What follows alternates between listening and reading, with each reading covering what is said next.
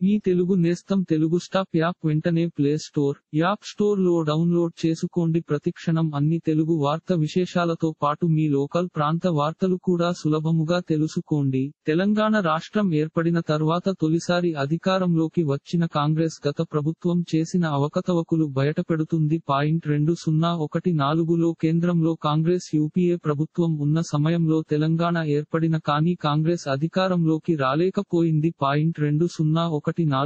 2018 ఎన్నికలలో కాంగ్రెస్ ప్రతిపక్షంలోనే నిలిచింది. కానీ గత ఏడాది 2023లో తెలంగాణలో జరిగిన అసెంబ్లీ ఎన్నికలలో కాంగ్రెస్ అధికారంలోకి రావడం జరిగింది. ఈ క్రమంలో ప్రజలకు ఇచ్చిన హామీలను నెరవేరుస్తూనే గతంలో పాలించిన బీఆర్ఎస్ ప్రభుత్వం ప్రజలకు ఏం చేసిందన్న దానిపై అనేక విషయాలు బయటపెడుతున్నారు. గత ప్రభుత్వ హయాంలో నిర్మాణం జరిపిన ప్రాజెక్టులు ఇంకా అనేక విషయాలలో జరిగిన డొల్లతనం అన్ని విషయాలు వెలుగులోకి తీసుకొస్తున్నారు. ఈ క్రమంలో తాజాగా తెలంగాణ డిప్యూటీ సీఎం మల్లు భట్టి విక్రమార్క గత బీఆర్ఎస్ ప్రభుత్వంపై సీరియస్ వ్యాఖ్యలు చేశారు. బీఆర్ఎస్ పాలనలో ప్రజాధనం దుర్వినియోగం అయిందని వ్యాఖ్యానించారు. దుమ్ముగూడెం అంచనా వ్యయం 1681 కోట్ల రూపాయలు కాగా 2014 కంటే ముందే 889 కోట్ల రూపాయలు ఖర్చయింది. ఇందిరా సాగర్ అంచనా 1824 కోట్ల రూపాయలు కాగా 1064 కోట్ల రూపాయలు వ్యయమైంది.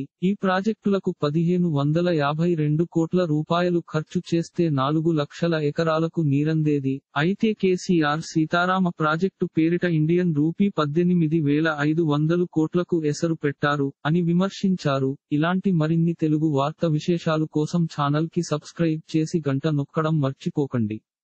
ఈ వీడియోని తోటి మిత్రులకి షేర్ చేయండి. మీ అభిప్రాయాన్ని కామెంట్ లో తెలపండి.